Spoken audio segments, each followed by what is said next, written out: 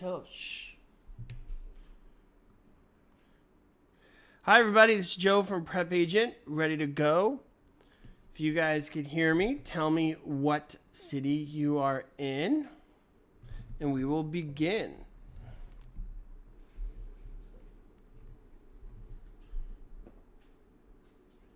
Let's see if everybody could hear me. Okay, Amanda says Chicago, so she's the first one to let me know that you guys can hear me loud and clear. Good. What are you guys doing here? It's Christmas week. Shouldn't you guys all be like planning on doing fun things with your family? All you guys are here studying. You are the die-hard troopers. Good job to all you guys. After all, presents are fun, but somebody's got to pay for this stuff, right? Okay, so today we are talking about agency. Agency. What is the essential elements of an agency agreement? What are the essential elements to an agency agreement?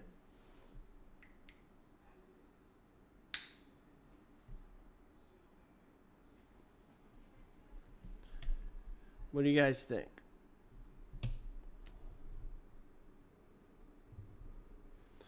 So I see a COLD, and that stands for accountability, confidentiality, obedience, loyalty, and disclosure. Everybody write that down. Accountability, confidentiality, obedience, loyalty, and disclosure. Okay, good job, everybody. When we talk about agency, there is a special agent and a general agent.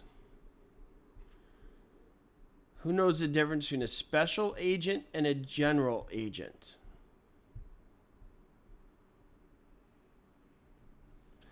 A special agent and a general agent.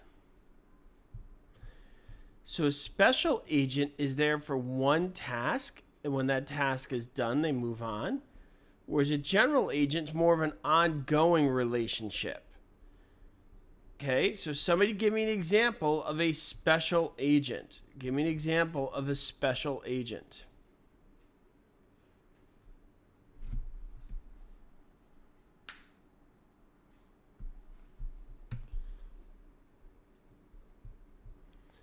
So an example of a special agent would be a real estate agent. Right, guys? Would be a real estate agent. Good job, everybody. Another example would be like an accountant. An example of a general agent would be more like a property manager. A property manager would be a general agent, as their relationship is not based upon one act, but it's rather an ongoing relationship. When we talk about agency, we often hear this word fiduciary duty. What is the fiduciary duty? Oh, Arthur's in the house. Everybody say hello to Arthur. Happy holidays. La la la. Okay, what is that fiduciary duty? What do you guys think?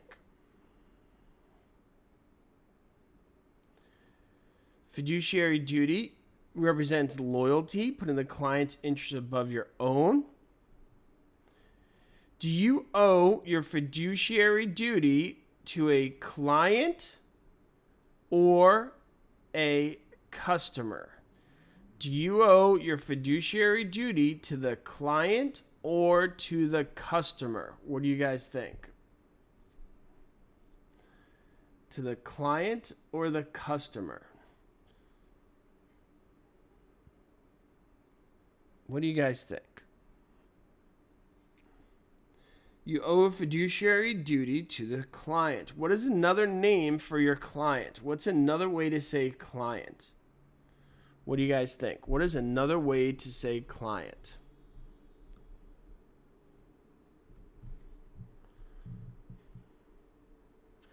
So another way to say client would be the principal. They also are the principal. So today we made the webinar free. It's public for everybody. That's probably why you see a lot of people on the chat right now. So it is a public webinar. So for those of you guys who are not part of our premium package, just so you know, these webinars are done 5 days a week for our premium members, and obviously the chat's a little bit smaller. All right, so if you guys join in part of our premium package, these are a lot more regular, whereas these free ones are very random. There's really not a lot of rhythm behind it. It's kind of how I feel in that moment. Okay, so another word for a client is principal. Another word for a client is principal. Let's do a question from the board. Once an agency relationship is ended, any confidential information learned by the agent during the relationship is A, shared with future clients, B, considered to be used for blackmail, C, still confidential, or D, a part of the MLS historical database.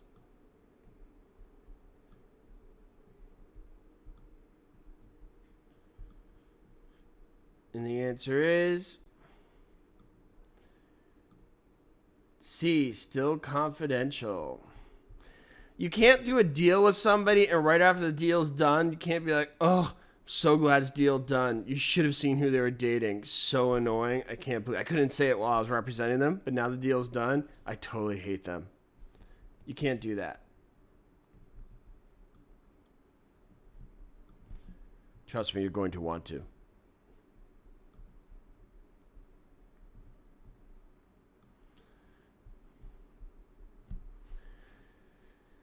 All right, when acting as an agent for seller Jones, real estate broker Smith, A, can modify the terms of any contract that Jones entered into, B, can give Jones legal advice, C, is obligated to render faithful services to Jones, or C, can eliminate any offer on Jones's property that Smith believes are not good enough. What do you guys think?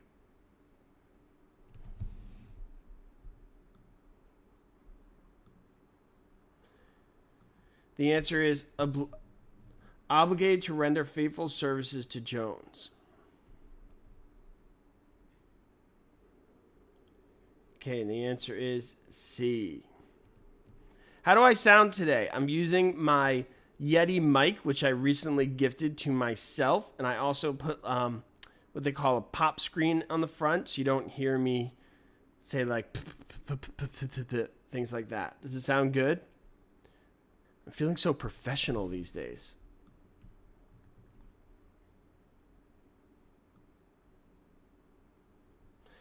I got a question that says, why not B? It says, when acting as an agent for seller Jones, real estate broker Smith, they cannot give legal advice because they're not a lawyer. That's basically why it's not B. You guys may come into cross agents who think they're lawyers, accountants, inspectors, but at the end of the day, you're just a real estate agent, and that's special unto itself. Okay, but you guys are going to run across agents who love to give advice that's beyond their pay grade. You guys passed a real estate exam. That is not the same as going to law school or being a professional inspector or being an accountant. I think the term is know your role, stay in your lane. At the end of the day, a real estate agent really doesn't do anything. They allocate things to other people.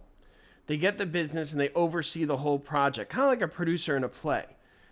You should make sure the lawyers do what they need to do, the inspectors do what they need to do, the lenders doing what they need to do, and doing the best that you can for your client that you help to find a buyer and get that deal. But after you put the client with the customer, the seller, once you put them together, at that point, you're really there to oversee everything. Because at the end of the day, you as an agent, your job is to find that buyer. So technically, it's not your job to make sure the transaction closes smoothly. But you do that because you want to make sure you get your commission check. You want to make sure everything goes through smoothly. And of course, you want to make sure they have a good experience so they refer you again in the future. Okay, but legally speaking, that's not your job. Your job is to bring the buyer, but you follow through with the process to make sure this person who entrusted you has a good experience. That's just good business, not necessarily law. I hope you guys understand the difference. It's an important difference that does come up on the exam periodically. As the agent for the seller, a real estate broker negotiates a sale by agreement. The broker can be paid his commission in the form of A, any of these options, B, buyer's personal check, C, valuable personal property, or D, assignment of the note. And the answer is any of these options. Sarah likes the way I say because. Is that because I have a New York accent? Because. It's one of those words that like really identifies where people are from. Do you guys think I have an accent? Do I sound like I have an accent? Can you tell what region of the world I'm from?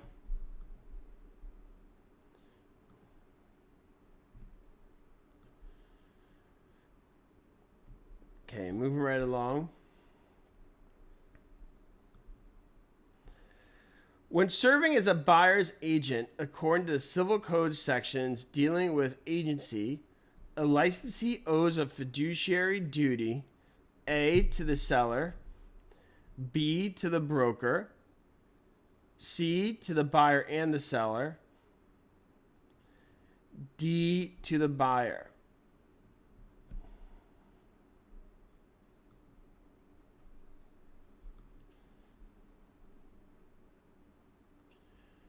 And the answer is D, to the buyer.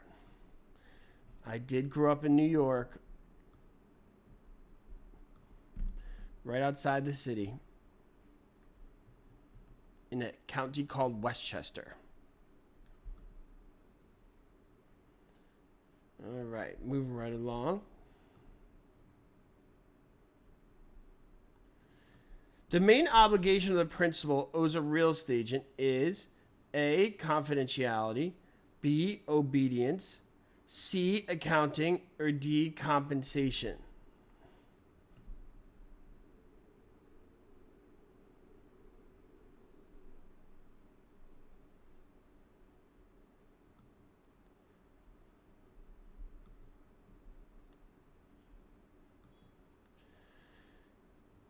And the answer is compensation. Compensation.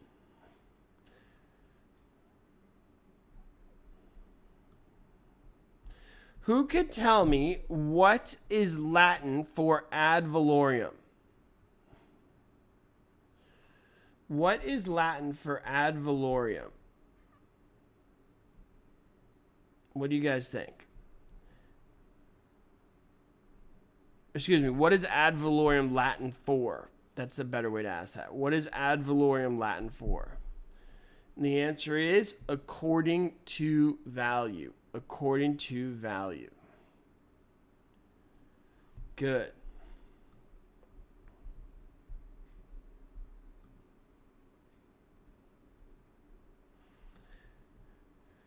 Somebody wanted a harder question. I think this one's a little bit harder. Or maybe it's just because it's reading and we all hate reading. Reading, gross, yuck. A salesperson takes a listing.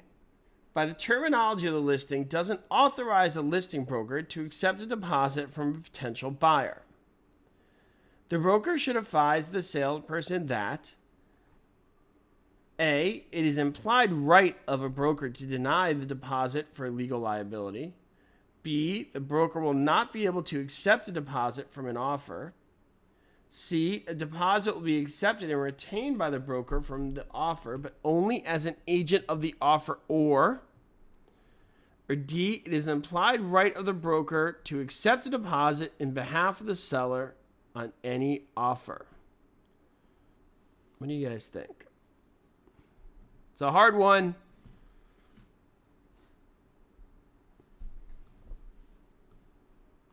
The answer is C. Who just circled C because it was the longest answer? They were just like, I don't know. It's like super long, so I'm just going to circle that because that seems right. Okay, so the answer is C. And the key thing here is a salesperson takes a listing. but they're not authorized to take a deposit, meaning they're not authorized to take somebody's money. So you're the buyer, okay? You're the buyer, and you give me a deposit, but yet I was never authorized to take that deposit. So for that one act, I'm holding your money as opposed to putting it into an account for the seller, or at least a neutral account. So while I'm holding your money, I just became a fiduciary of you. That's why it says a deposit will accept or retained by the broker, but only as an agent for the offeror. I just created a fiduciary relationship with you because I'm holding on to your money. Think about it. If I'm a licensed person and you can't be $2,000 in $100 bills, well, legally, I have a responsibility to you at that point. Obviously, it's a horrible idea. It would never happen. But, I'm just trying to explain the concept.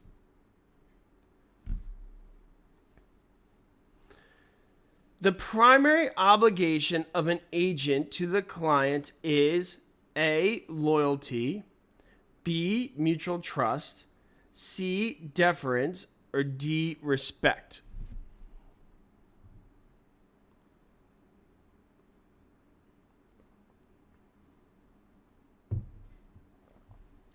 What do you guys think?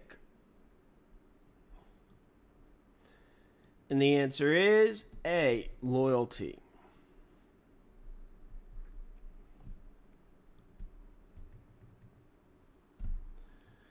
I am so excited for the holidays. I know it's lame, but I just love changes. I mean, the year gets boring day in and day out. It's nice for something new. See some lights go up. All these people who are like, I hate the holidays. Boo hiss on them.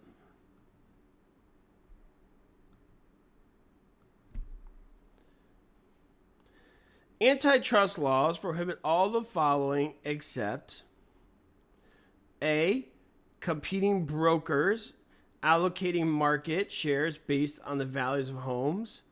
B, competing brokers, management companies agreeing to standardize management fees. C, real estate companies agreeing not to cooperate with a broker because of the broker's fees. Or D, a broker setting a company commission schedule.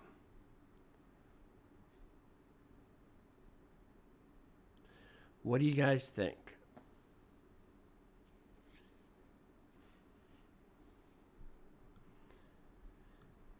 And the answer is D, a broker setting a company commission schedule. So what is the Sherman Antitrust Act? What do you guys think? What is the Sherman Antitrust Act? Who knows what that's all about? Who here could tell me what they know about the Sherman Antitrust Act?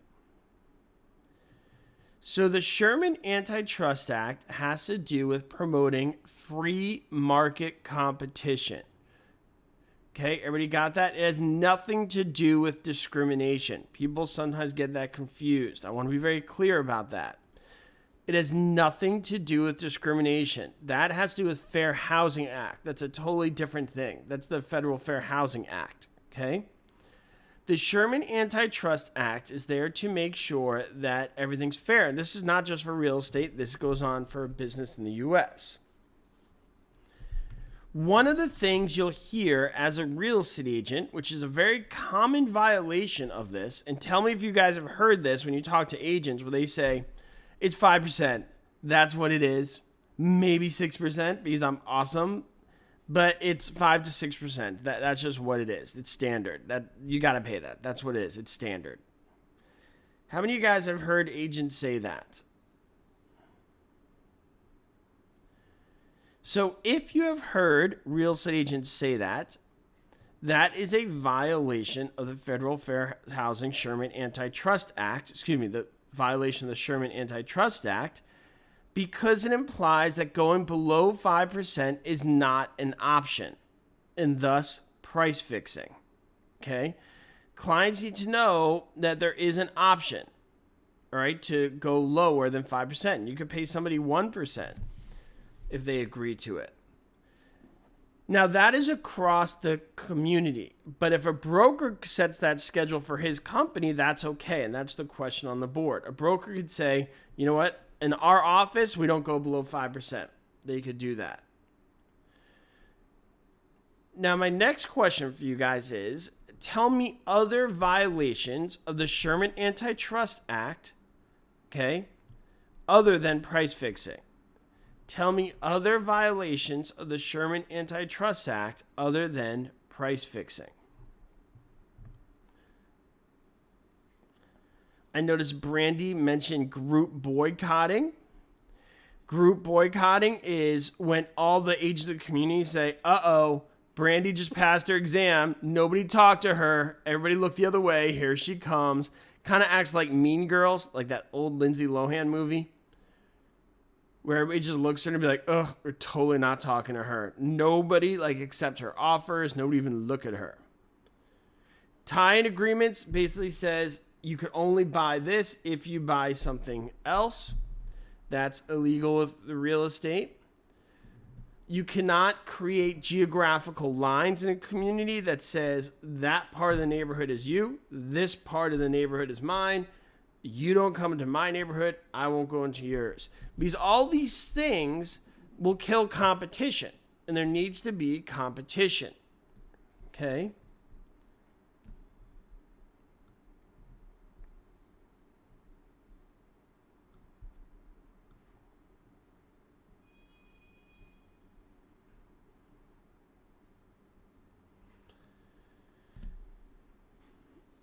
Which of the following is not essential to the creation of an agency relationship? A, agreement to pay consideration. B, consent of the principal. C, competency of the principal. Or D, a fiduciary relationship. What do you guys think?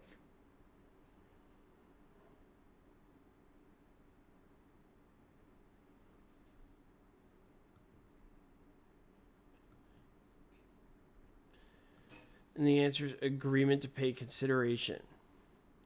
I think somebody just asked me if I could help them pass their national exam. I kind of feel like that's what I'm doing right now.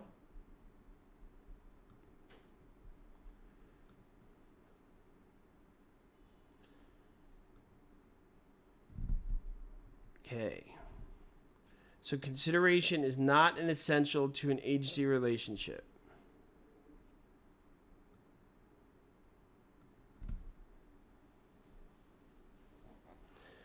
Who is more likely to earn the commission? A, the one who communicated the seller's acceptance of the offer to the buyer. B, the one who secured the biggest down payment from the buyer. C, the one who communicated the offer to the seller. Or D, the one who secured the offer. Francesca says she has a question about a fixture. Ask away, Francesca. Happy to try and answer that for you. And as for the question on the board, the answer is A, the one who communicated the seller's acceptance of the offer to the buyer.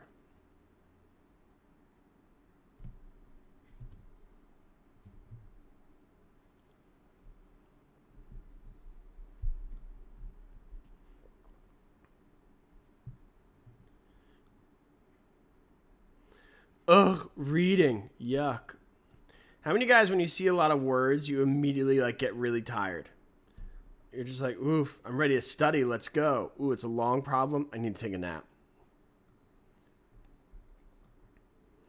If you guys cannot sleep at night, I'm telling you, the best way to go to sleep is open up your real estate exam book and you'll be out in 2 minutes. You're like, oh, I can't sleep. I'm wide awake. Let me get my real estate principles book. Out. See ya. Okay, here we go. In some cases, a broker's commission can be earned if he can prove he set in motion a series of events which resulted in the sale of a property. If a broker produces a ready, willing, and able buyer, he would most likely A, be considered the procuring cause of sale. B, has an exclusive right to sell a listing. C, have secured the buyer's signature on the sales contract, or D, show the property to the buyer? And the answer is A, be considered the procuring cause of the sale. Somebody asked me how you could print these. When you go into your control panel, let me just show you this here. On the top right, there is the option to print them. You can see right there. So you can print these questions. Everybody see that? So this stuff is printable.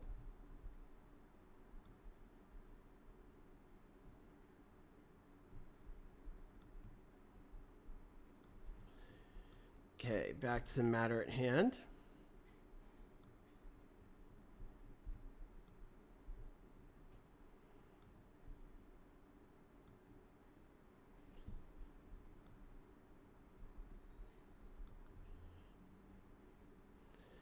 Valuable, good, sufficient, adequate are terms mostly associated with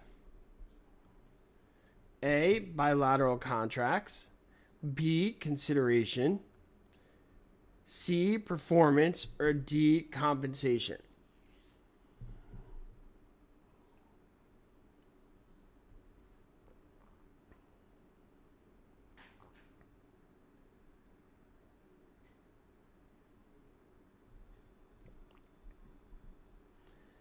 And the answer is B, consideration.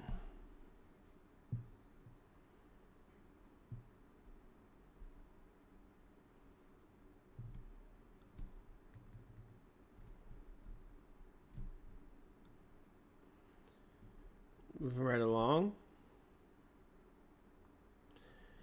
Jones makes a written offer to buy Brown's house for $250,000. Jones confides in Brown's agent, White, that if necessary, he would pay $10,000 more, but he doesn't want Brown to know. White should A, warn Jones that he must pass on to Brown anything useful he knows.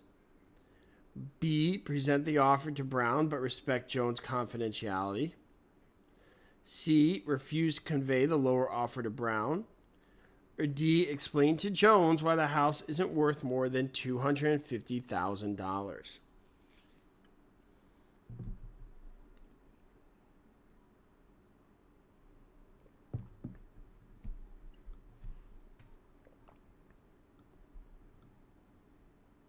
Oops, I clicked the wrong one. It was an accident. I totally meant A. I meant A.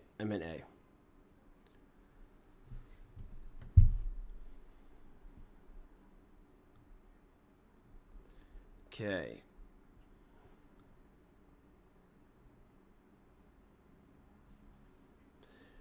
Which of the following statement best shows the difference between an exclusive right to sell and either an open or exclusive agency? A, an exclusive right to sell appoints only the agent while the others do not. B, an exclusive right to sell agreement enables the seller to negotiate a commission while the others do not. C, an exclusive right to sell agreement guarantees a contracted broker commission even if the seller procuring a buyer while the others do not. D, an exclusive right to sell agreement permits the seller to show his house without paying a fee while the others do not. What do you guys think?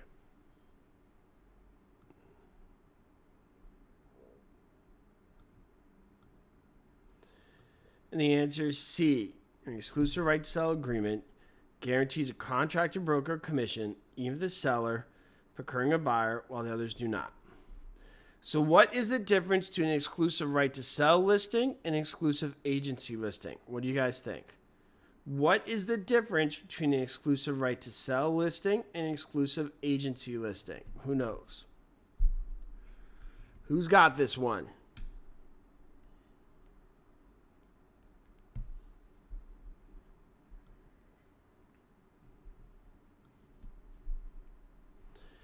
So an exclusive right to sell listing means you get paid no matter what, as long as somebody buys the property. Exclusive agency listing, you need to prove that you're the procuring cause of the buyer because the seller gets it themselves, you get nothing.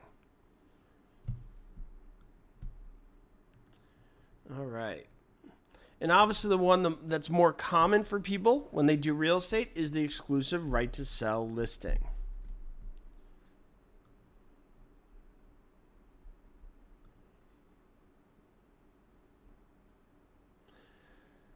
A representative with the full authority to bind the principal to all agreement is A, a general agent, B, a double agent, C, a special agent,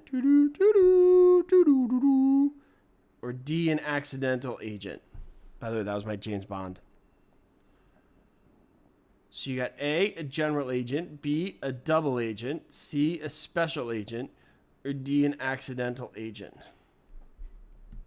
When's the new James Bond movie coming? Anybody know? I'm so excited about that.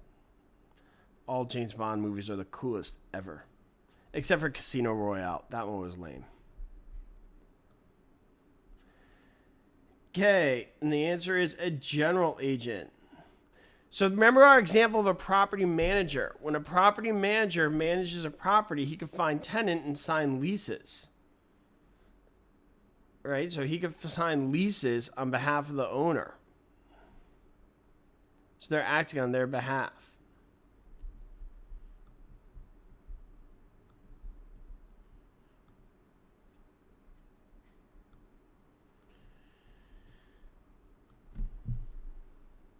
And Sarah, yes, a broker would be a special agent. Which is an example of ostensible agency? A broker is able to sell any or all of an owner's properties. B, the principal showed by actions the agent's actions were accepted. C, a broker was able to sell only one of the owner's properties. Or D, a selling broker acted as a sub-agent of a listing broker. What do you guys think?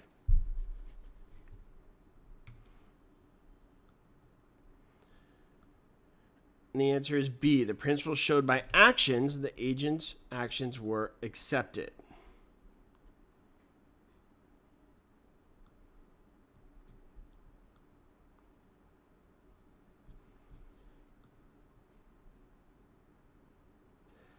A lease where the rent is based on a percentage of the monthly or annual gross sales of the leasee is called a net lease, B, a percentage lease, C, a gross lease, D, a sandwich lease.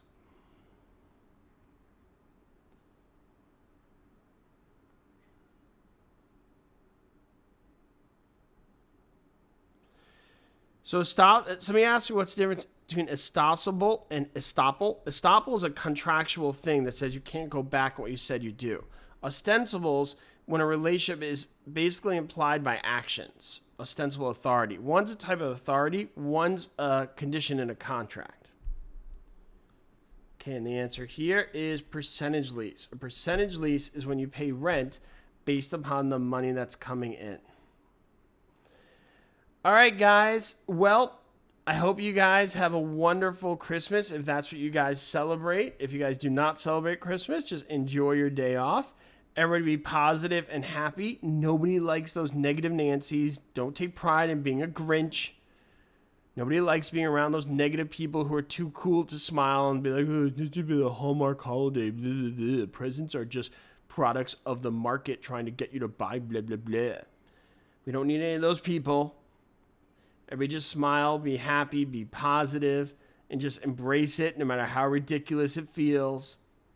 We could all use a little sunshine these days, right, everybody? I don't mean literal sunshine, although you could get literal sunshine. I mean just some good, happy vibes. Am I right or am I right, huh? All right, guys, enjoy. I will be back here on Friday. If you guys want to listen to webinars during the week, just remember we have replays available for you through the premium package. Okay? Because as a premium member, you have access to all our previous webinars to listen to whenever you want. Other than that, we'll be there Friday. Thanks, everybody. Bye.